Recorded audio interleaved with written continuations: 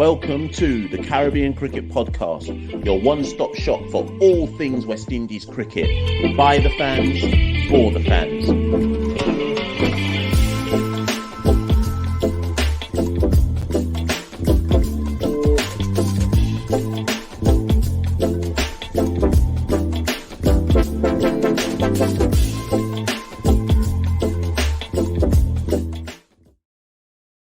Yes, ladies and gentlemen, welcome back to another short episode, short conversation, short edition of the Caribbean Cricket Podcast. I'm one half of the Caribbean Cricket Podcast, Machel St. Patrick Hewitt, and as the title suggests, we need to talk about Rahkeem.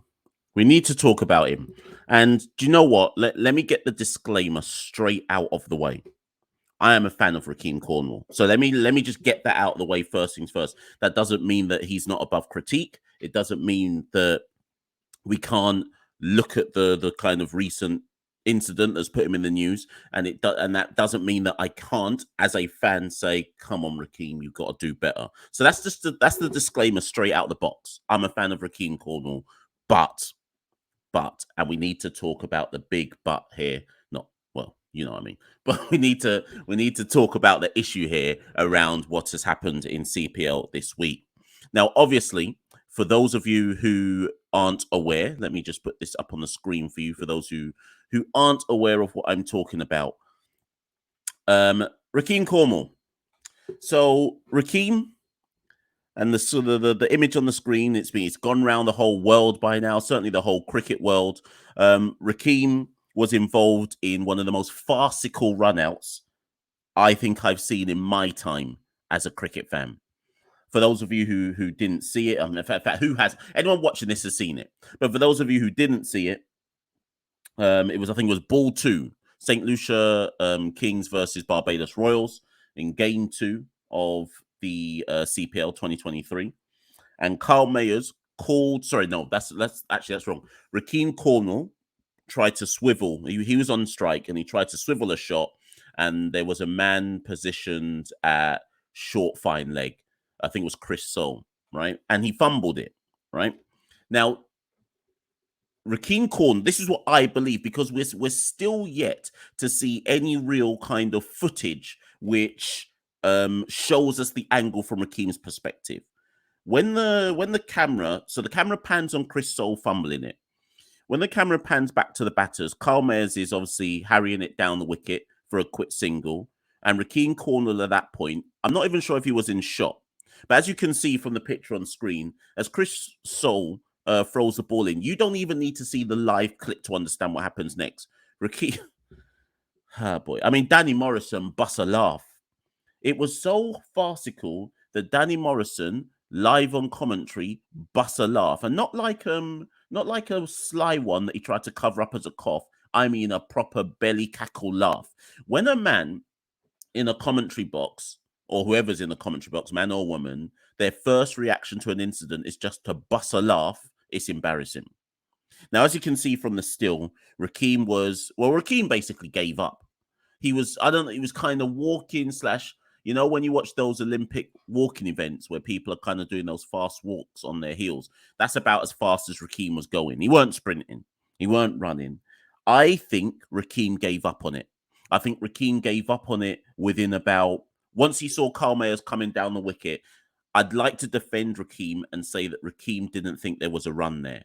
And by the time Rahkeem started, he realized, well, there's no way that even if I move the quickest I can possibly move for my size, I'm not going to get there. And I think Rahkeem just gave up on it. But the reason it was so farcical is by the time the ball hit the stumps, what the whole world saw was Rahkeem basically shuffling, don't even call it a jog, shuffling to the wicket, run out. By the time the ball hit the wicket, Rahkeem wasn't even in the shot. That's how out of his crease he was. And it was ridiculous. It was farcical. It was embarrassing. And you know what? It was embarrassing on many levels. It was embarrassing for Rahkeem. It was embarrassing to CPL as a product. It made it look like a FET league. It made it look like pure curry goat cricket. And it was embarrassing on the West Indies perspective as well. But let me get one thing straight for those of you who are listening. This is not me attempting to dig Rahkeem Cornwall out. I think it's fair to say having watched it live and watching it subsequently again, and having read all the reaction, it's fair to say, even if you're a fan of Rahkeem Cornwall, it was hella embarrassing. But there's a bigger issue and a bigger question around all of this now, because a lot of the kind of quick reaction that came out of the event was several people, both in myself and Santoka in the Caribbean Cricket Podcast, but also within the kind of West Indies wider media, the kind of instant reaction a lot of people had. And I'm not mad at it because I kind of get it. The instant reaction a lot of people had was, this guy can never play for West Indies again. Now, you could say that's a hot take. You could say that's a like a quick reaction. People didn't let the incident marinate in their heads before speaking, but I get it. Rahkeem Cornwall has always had a level of scrutiny on his size, on his body, on his cricket, more so than probably anybody else in the region bar Shimron Hetmeyer, right? And the reason for that scrutiny is because Rahkeem is a big guy. West Indies, I don't think, well, certainly not in my lifetime. For those of you who are longer standing West Indies fans, I don't think West Indies have ever had anyone this big play cricket for them. I'm not sure, apart from Dwayne Leverrock for Bermuda, I don't know how many other cricket teams have ever had anybody this big play for them. And because of that, Rahkeem has had a kind of intense level of scrutiny on his career. But to kind of understand where people are coming from with this, he should never play for West Indies argument, again, I think we kind of got to go backwards to go forwards. And I'm going to show you this picture here. This is Rahkeem Cornwall in 2013, playing for the Antigua Hawksbills. So approximately 10 years ago, when Rahkeem was 19, 20. Yeah. And you can see from the shape, if I go back and forth, you can see from the shape that Rahkeem has got significantly bigger. Now, some of that, for those of you who are strength and conditioning, people who kind of work within the relevant medical fields, I don't mean just ordinary cricket fans, you may well say, well, part of that is Rahkeem putting on extra muscle. So if you look at the two pictures, Rahkeem's run out here as a still, and then this one as a 19, 20-year-old playing for the Hawksbills, Rahkeem looks much trimmer. So the obvious thing for people to say in that 10-year gap is, obviously Rahkeem has put on weight, and most certainly he has. And when people see those kind of 10-year stills, 2013 to 2023, the natural thing that people will say is Rahkeem can control his weight. He's definitely 100% always been a big boned guy. He's definitely 100% comes from a family of heavy set people. I'm not saying everybody in his family, but he himself will say that he comes from a family of heavy set people. So there is obviously an element of this where Rahkeem is a big guy. He doesn't have a body shape that allows him to, well, again, some of you will disagree. If you disagree and you're in the right medical field to explain your disagreement, please get in the comments below. I don't want to hear from fans just kind of speaking straight off the top of their head. Give me actual medical science to justify your opinion. But I believe that Rahkeem Cornwall has a natural body shape which is out of kilter with your average athlete. That's not an excuse. I think that's pretty factual, right? But Rahkeem has piled on more weight as his career has gone on. And I think in that regard, people are right to question his dedication, his desire to be the best professional athlete he can be. I mean, if you look at a picture of me at 19, 20 to now, I'm sure I've also put on weight, but I'm not a professional athlete. I'm not trying to play at the highest level of any particular sport. So there is this argument to look at. So that's 2013. You then have to kind of fast forward to when Rahkeem came into the West Indies sphere in terms of selection. If you look at Rahkeem Cornwall's career from about, 2015, 2016 to even now, Rahkeem Cornwall has always, without fail, been the best or one of the best. And when I say one of the best, I mean top two or top three bowlers in the region, in the domestic region. Every single season in red ball cricket, without fail, Rahkeem Cornwall is in the top 1, 2, or 3 in terms of wickets taken.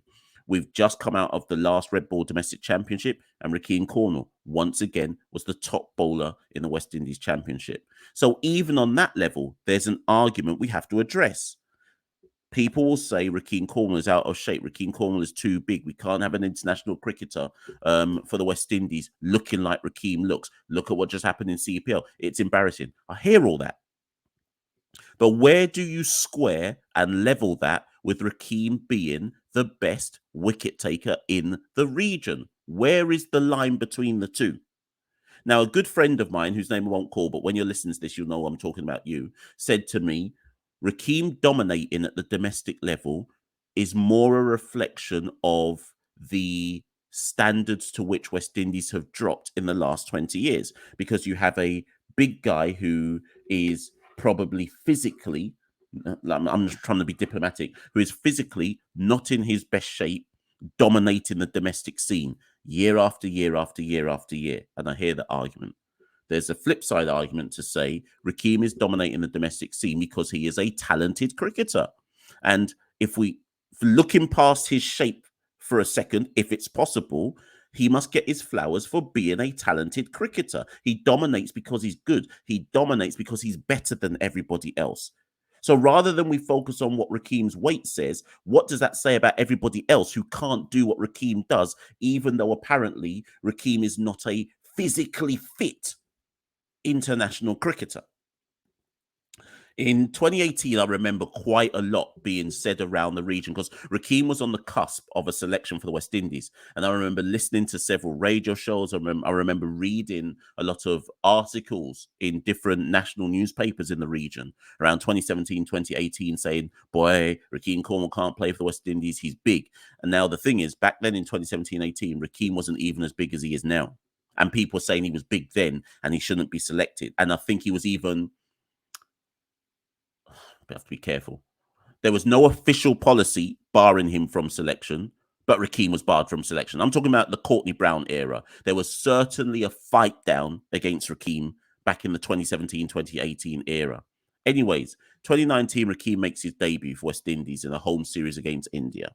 He takes 3 wickets at 57, 58 even.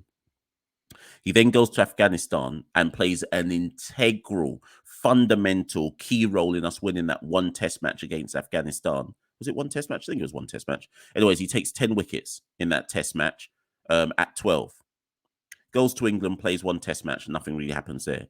Then goes to Bangladesh at the start of 2021, takes 14 wickets in the series, top wicket taker, 14 at 27, an integral, fundamental reason why we won the test series. So in Rahkeem Cornwall's first 5 test matches in international cricket, 3 out of those 5, he was essential to West Indies winning the test series, or winning a test match, I should say. So 3 out of his first 5 test matches up to 2021, Rahkeem Cornwall was essential to West Indies' fortunes in test match cricket.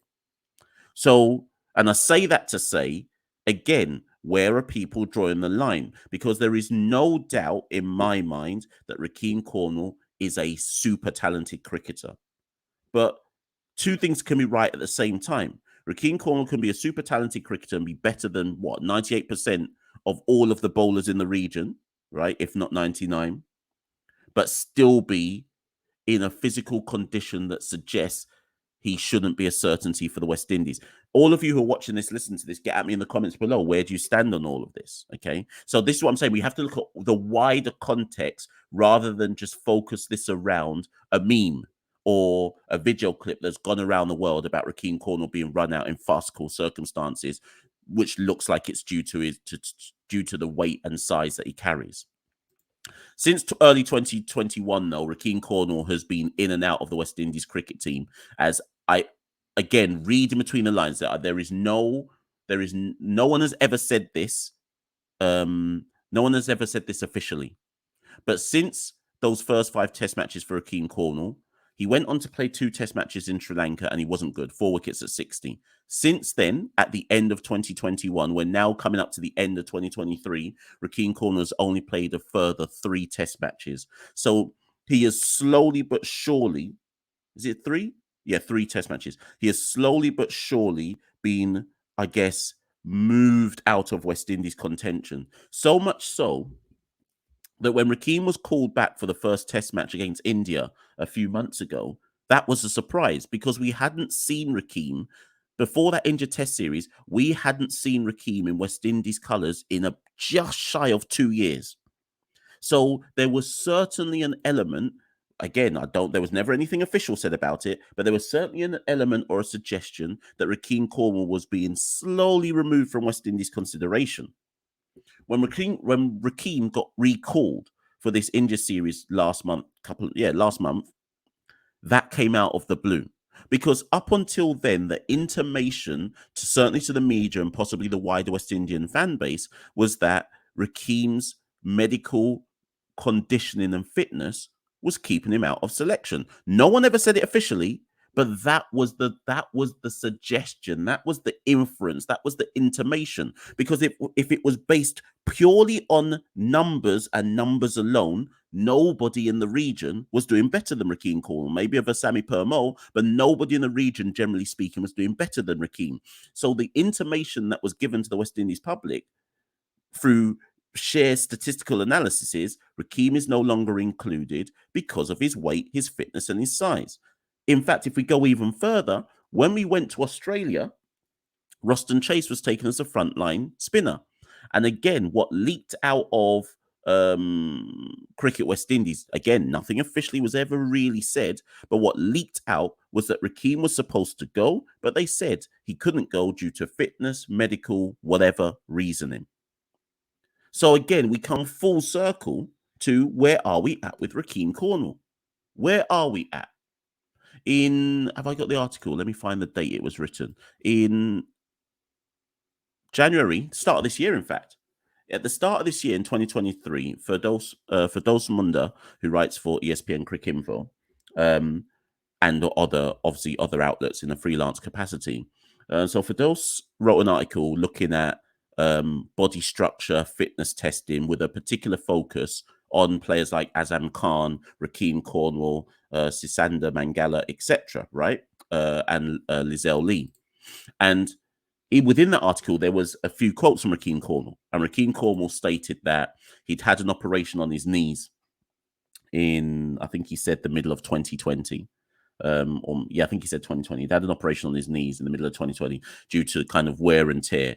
And he said that as a result, that meant that when he does fitness tests for the West Indies, he has to do them on a bicycle.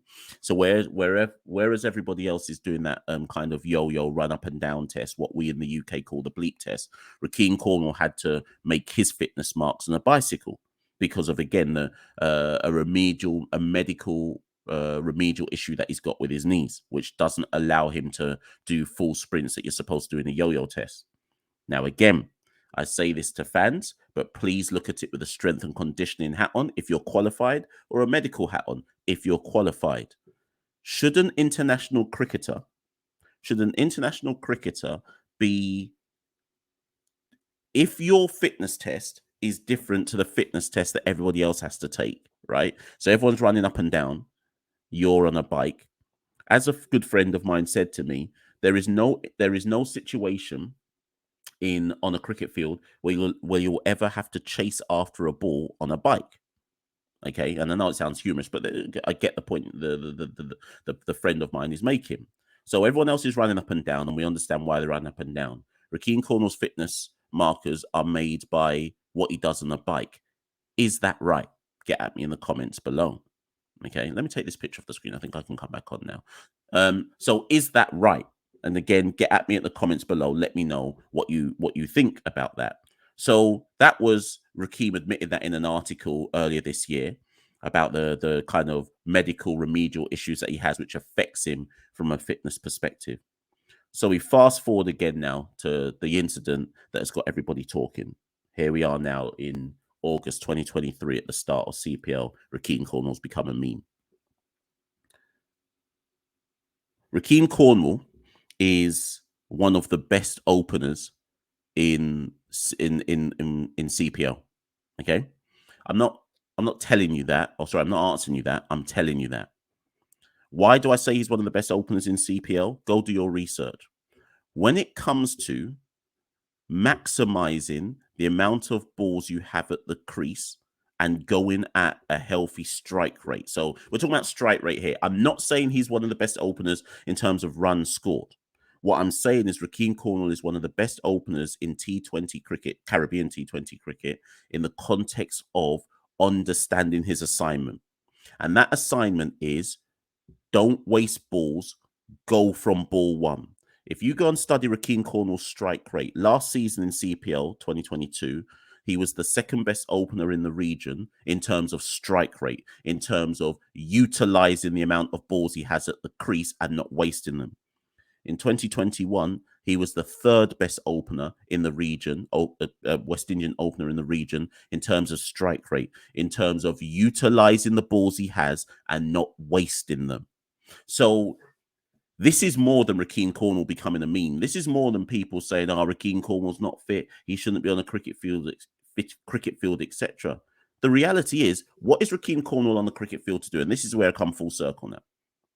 When Rahkeem Cornwall is selected in T20 cricket, he is there to maximize the power play. There are few cricketers in the region better, very few cricketers in the region consistently better than Rahkeem Cornwall at maximizing balls in the power play and not wasting time, right? And what I'm about to say, I'm not blaming Carl Mayers, but understand my rationale. If you are opening with someone like Rahkeem Cornwall and you know he is one of the best players in the region in terms of understanding an opening role and the assignment of not wasting balls, why are you running a quick single with him? You don't know already the man's big. So we can count on two hands the number of times we've probably ever in the region seen Rahkeem Cornwall run a genuine quick single. Quick, Maybe it's even one hand. At best, I've seen Rahkeem Cornwall like shuffle a one that probably should have been a two or whatever it might be, right? So if you're opening with Rahkeem Cornwall, you done know from ball one, Rahkeem's not here to run quick singles. He's barely here to run twos. Rahkeem Cornwall's game is to utilize every ball he gets and not waste them and get off to a flyer. Based on that, running a quick single with Rahkeem Cornwall, there is more risk in that than reward. Tell me I'm wrong. Get at me in the comments below and tell me I'm wrong.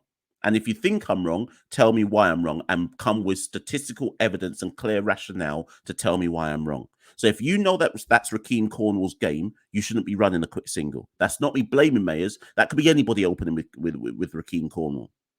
However, to be balanced, on the flip side, should you be opening with somebody where you have to take that into consideration, whereas 99% of other openers in the region, if a quick single's on, a quick single's on. So again, it's about weighing up the risks and rewards. You know what Rahkeem Cornwall can bring, so do you play to Rahkeem Cornwall's strengths because he's better at it than nearly every other West Indian opener in the region? Or do you do what you would do with any other opener in the region because cricket is cricket and runs is runs, 1 run, 2 run, or 4 or 6? So there's a myriad of arguments within this whole kind of Rahkeem Cornwall paradigm. It's not a simple one argument for me. There's the first and foremost argument of, is this guy's strength and conditioning so ridiculous that we should now just rule him out of West Indies contention? There's the argument around, was he even to blame for giving up on that single in the match against St. Lucia Kings? There's the argument to say, based on wider West Indies cricket, Rahkeem Cornwall is still one of, and I'm not arguing, I'm not asking no one, I'm telling you this, in the wider element of West Indies cricket, Rahkeem Cornwall is still one of the in the top 2-3% of most effective players in the region. So weight, no weight, big bone, heavy, slow, fat, whatever, he's still in the top 2 or 3% players in the region, which leads me to this final question, which I do want everybody to answer in the comments below. Should Rahkeem Cornwall ever play for West Indies again? I've been Machel St. Patrick here at one half of the Caribbean Cricket Podcast. That's been a bit of a deep dive, a bit of an analysis on Rahkeem Cornwall. As ever, you can find the Caribbean Cricket Podcast on Twitter and Instagram. Like, share, subscribe. Find us at Carib Cricket. If you want to become a patron of the Caribbean Cricket Podcast, it's you, the fans, that keep us going. You can become a patron at www.patreon.com/Carib Cricket. Head to our website to kind of find the links to everything, CaribbeanCricketPodcast.com. And as ever, stay tuned, locked into the channel. Content is always coming. Enjoy your day. We rule the cricket world. Now the rules seem coming. Welcome to the Caribbean Cricket Podcast, your one-stop shop for all things West Indies cricket. By the fans, for the fans.